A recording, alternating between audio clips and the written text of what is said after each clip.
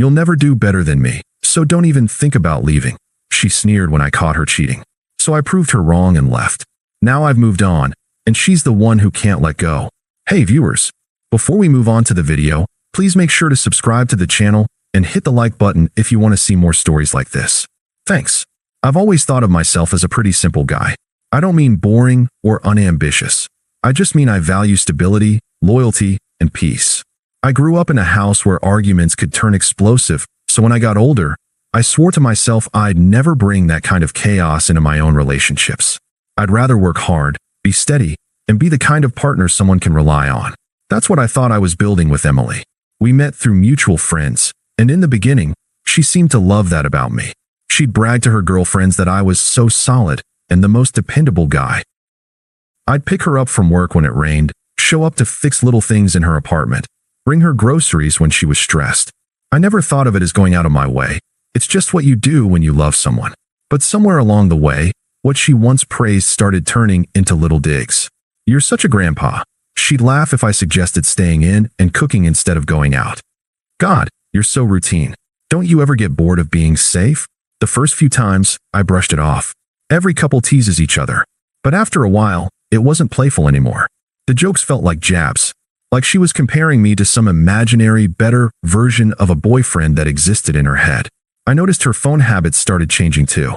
She used to leave it on the counter while she cooked or watched TV, never caring if I glanced at it. Then suddenly it was glued to her hand, flipped screen down whenever she set it on the table. Notifications would come in, and she'd tilt the screen away. One night, I caught a glimpse of her phone lighting up with a guy's name I didn't recognize. She quickly shoved it into her pocket. Who's that? I asked, keeping my tone even. She didn't even blink. Coworker. Chill, you're so paranoid sometimes. I'm not paranoid, I said quietly. You just never used to hide your phone like that. She rolled her eyes so hard it almost looked painful. God, you sound insecure. It's called having friends. That word, insecure, hit harder than I expected. I wasn't the jealous type. I trusted her. But she said it with such contempt, like I was some needy kid begging for attention. That night, I remember lying awake, staring at the ceiling, asking myself if I was overthinking. I had always promised myself I wouldn't become controlling or accusatory in a relationship. So instead of pushing, I just let it go. Or tried to. But the small red flags kept stacking up. She'd make comments about other guys we passed on the street. Wow, that guy is built. You should think about lifting more. It'd look so good on you. She started dressing up more for girls' nights than she ever did for dates with me. And whenever I suggested planning something long-term, like maybe saving up for a trip or talking about living together, she'd change the subject. One evening, I finally decided to test the waters. We were sitting on the couch, her scrolling through her phone, me finishing up some paperwork for my job. I said carefully, do you feel like we're on the same page about the future? She barely looked up. What do you mean? Like us. Where this is going. I feel like I'm putting a lot into making sure we're solid, but sometimes I wonder if you even want the same things. She gave this little laugh, the kind where you know the other person isn't taking you seriously. You overthink everything. We're fine. Just enjoy it. Stop trying to plan every detail like some middle-aged dad. I sat there, quiet, letting her words sink in. She was dismissing me again, brushing off my feelings like they were ridiculous. That was the night I really started noticing the cracks. Not just the phone she kept face down, or the digs she made about me being safe or boring, but the fact that she didn't actually respect me. I didn't know it yet, but that disrespect was only going to get a whole lot louder. It was a Saturday afternoon when everything finally snapped into focus. Emily said she was going to a brunch with the girls, which wasn't unusual, except she got dressed like she was going to a cocktail party. Full makeup, hair curled, heels. I made some light-hearted comment. That's a fancy brunch outfit. And she smirked. Well, you know, the girls like to dress up. She left her laptop open on the kitchen counter. Normally, I'd never snoop. I hate that kind of invasion. But when I went to move it aside so I could set down some groceries, a notification pinged on the screen. It was from Chris, the same name I'd seen flash on her phone a few weeks earlier. The preview showed enough. Can't wait to see you tonight. Last time was amazing, winking faced. My stomach dropped. My chest felt like it was caving in. I knew if I clicked, I'd see more. Part of me didn't want to, but my hands moved on their own. The chat window opened, and there it was in plain text. Flirty messages. pictures, plans, and a whole lot of things no coworker would ever be sending. By the time she came home later, giggling on the phone and tossing her heels into the corner, I was sitting at the kitchen table with her laptop in front of me. "Hey," I said, my voice calm but heavy. "We need to talk." She froze when she saw the screen. Then, just as quickly, her face hardened. "Wow," she said, crossing her arms. "So you went through my stuff? That's pathetic." "Emily," I said slowly, "you've been lying to me. I saw the messages." She let out a sharp laugh. "Oh, come on. It's just fun. Flirting. Not everything has to mean I don't love you." I stared at her. "You told him last time was amazing. How is that just flirting?" For a split second, she faltered. But then her chin tilted up, her eyes blazing with defiance. "You're seriously blowing this out of proportion. Chris is exciting. He makes me feel alive. You." She waved her hand at me, dismissive. "You're safe. Reliable. Boring." I didn't say anything. I just let the silence hang there, thick and heavy. That seemed to irritate her more than if I'd yelled. She kept going, words sharp as knives. "You should be grateful I even stayed this long. Honestly, you'll never do better than me, so don't even think about leaving. You'd be crawling back in a week, begging for another chance." Something inside me clicked in that moment. Not rage, not sadness, just clarity. I stood up, calm as ever. "You really think that?" She smirked. "I know it." I picked up my keys from the counter, slid my wallet into my pocket, and walked toward the door. "Where are you going?" she snapped. I paused in the doorway, looked back at her one last time, and said, "Watch me." Her face twisted, like she couldn't quite believe I wasn't fighting, wasn't begging, wasn't breaking down the way she probably imagined. Then I shut the door behind me. I didn't take anything with me that night. Not clothes, not toiletries, not even the leftovers I had in the fridge. Just my phone, my wallet, and my keys. I drove to my brother's place and crashed on his couch. He asked me what happened, and all I said was, "I'm done." And for the first time in months, maybe years, I felt a strange kind of peace. Emily thought she'd cut me down with her arrogance, that I'd accept being treated like a backup. But what she didn't realize was that the second she said those words, "You'll never do better than me," she'd set me free. I wasn't going to argue. I wasn't going to explain. I wasn't going to justify my worth to someone who saw me as disposable. I was just going to walk away. The first few days after I left, Emily felt strange. Not devastating, strange. I'd expected heartbreak, endless overthinking, the kind of sleepless nights where you cycle through every memory on repeat. Instead, I just felt quiet, like my life had been running on static for months, and suddenly someone turned off the noise. I blocked her number, deleted her from social media, even told my brother, "If she shows up here, don't let her in." At work, people noticed I seemed lighter. One of my coworkers asked if I'd started working out. I hadn't, not yet, but I decided maybe I should. So I joined a gym. At first it was just a distraction, but a couple weeks in, I started actually looking forward to it. My energy came back. I felt sharper, clearer. The more I built routines for myself, the more I realized how much energy I'd wasted trying to keep Emily happy. Cooking meals she never thanked me for. Rearranging my schedule to match hers. Listening to her endless complaints while mine went unheard. Now, without that weight, I had time for things I'd let slide. I started taking weekend hikes again. Reconnected with friends she never liked. Even picked up guitar, something I'd always said I'd try someday. Meanwhile, Emily started testing the cracks in my silence. The first text came about a week later. "Emily, so you're really just ignoring me? That's childish." I didn't reply. A few days later, "Emily, I think we should talk. You left all your stuff here. Don't you want it back?" I still didn't reply. Truth was, I'd bought new clothes. New everything, really. It felt symbolic. Why drag the past into the present? 2 weeks in, her tone shifted. "Emily, I've been thinking maybe I overreacted. Can we meet for coffee? Just to clear the air." I stared at that one for a long time, thumb hovering over the screen. But then I remembered her smirk, her voice dripping with contempt. "You'll never do better than me." Delete. Block. Silence. Around that time, I heard through mutual friends that she was officially seeing Chris, the guy from the messages. Apparently, she'd been flaunting it on Instagram, posting pictures of their romantic nights. My friends said she looked smug, like she'd upgraded. Good for her, I thought. Let her feel smug. I wasn't interested in competing. But then came the whispers. Chris was known for being a serial flirt. Rumors spread he was already texting other women behind her back. One friend told me, Everyone at her job thinks she's being used, but she's too proud to admit it. I didn't comment.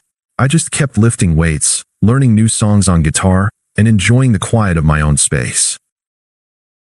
By the third week, Emily's messages had grown desperate enough that even blocking couldn't stop her. She started emailing me. Emily, I miss us. I didn't mean what I said. You're the best thing that ever happened to me.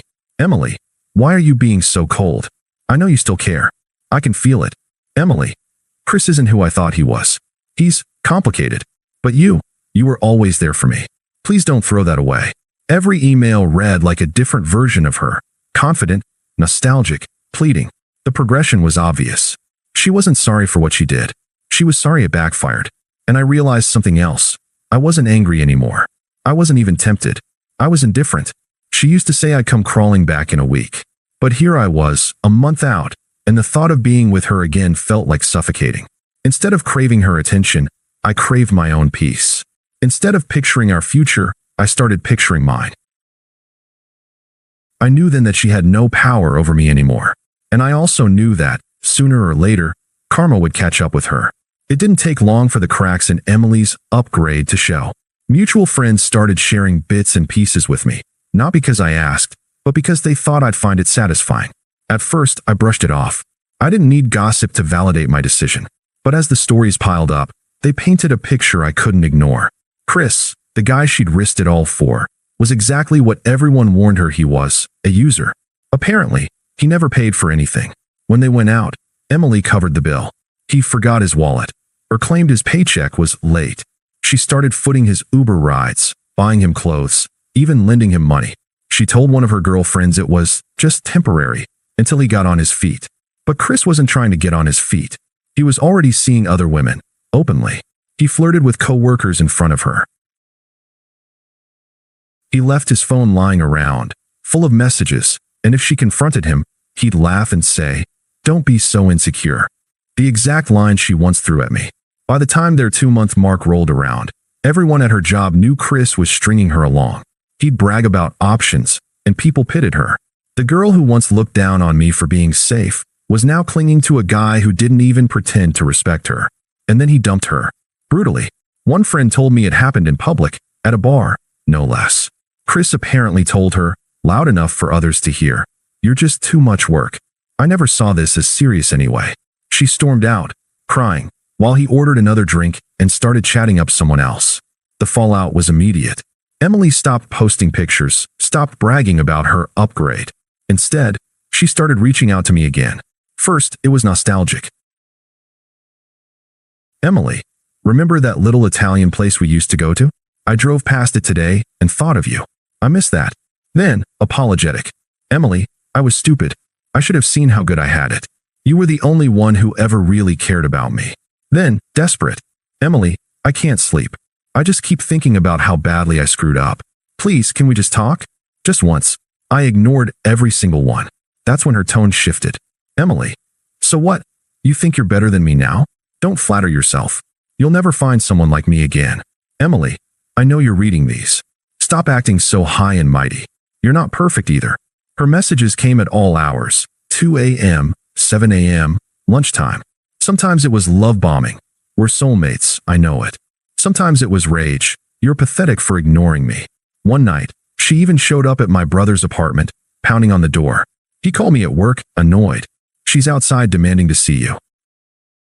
"What do you want me to do?" "Don't open the door," I said. "Tell her to leave." He did. She sat on the steps crying for half an hour before finally disappearing. I thought that might be the end of it, but no, her family joined in. Her mom sent me a Facebook message. "Emily made a mistake, but don't we all? You two were good together." Her sister texted me. "She's really hurting. Just hear her out." I blocked them too. Because here's the truth, it wasn't about a mistake. Everyone makes mistakes, sure. But what Emily did wasn't a slip-up. It was arrogance. It was cruelty. It was standing in my kitchen, looking me dead in the eye, and saying, "You'll never do better than me." And now, she was living proof of how wrong she'd been. I wasn't gloating, but I wasn't blind either. She had burned her bridges, lost her upgrade, and exposed herself to the people around her. She wanted me to be her safety net, her backup plan, her reliable grandpa waiting with open arms. But I'd moved on. By then, my life felt like it was finally my own. My job was going well, my body was changing from the gym, I had real peace in my apartment. Friends noticed the difference. Even I noticed the difference. So when the invite came for a mutual friend's wedding, the kind of event I knew Emily would attend, I didn't hesitate to RSVP yes. Because I knew I wasn't the same man she once dismissed. And when we saw each other again, she'd realize it too. The wedding was held at a vineyard just outside the city. Sunlight spilled over rows of grapes, a soft breeze carrying the sound of laughter and clinking glasses.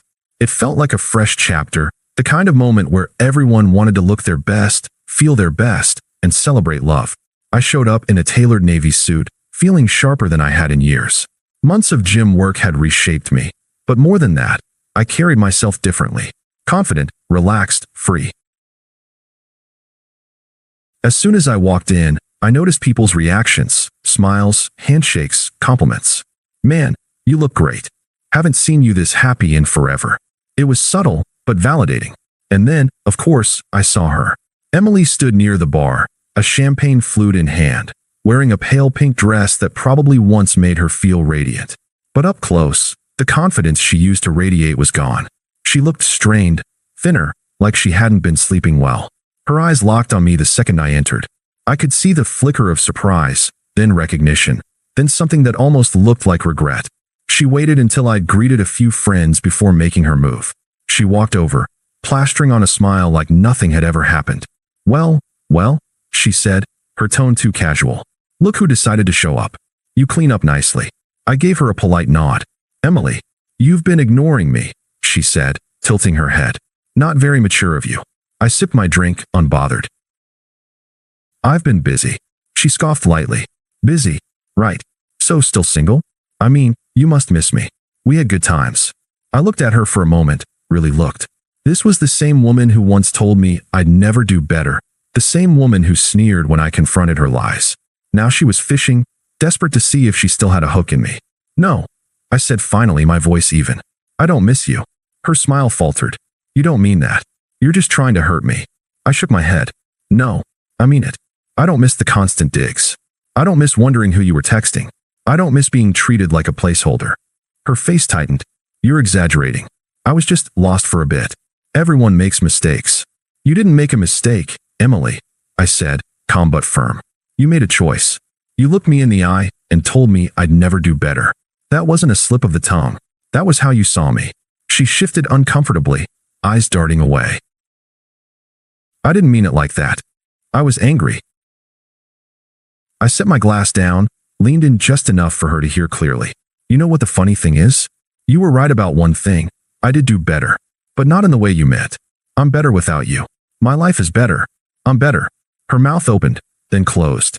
She looked like she wanted to argue, but no words came out. I straightened up, offered her the same polite smile I'd give a stranger, and added, So thank you actually. You showed me exactly what I don't want. And now, you're not even a thought in my future. She blinked, her eyes glassy. You don't mean that. But I did, and she could see it. Before she could say another word, one of my friends walked over, clapped me on the shoulder, and pulled me into another conversation. I didn't even glance back. Later that evening, as the music swelled and couples filled the dance floor, I caught a glimpse of her standing alone by the bar, watching, waiting, realizing. She had once told me I'd never do better. And now, surrounded by friends, laughing, feeling more alive than I had in years, I knew without a doubt that I already had. Not with someone else. Not yet. But with myself. With my peace. With my freedom. And as I walked out of that vineyard under the string lights, I didn't feel bitterness, or anger, or loss. I felt nothing at all. Because she was nothing to me now. Thanks for watching. Make sure to subscribe to the channel and hit the like button. What do you think about this story? Share it in the comments.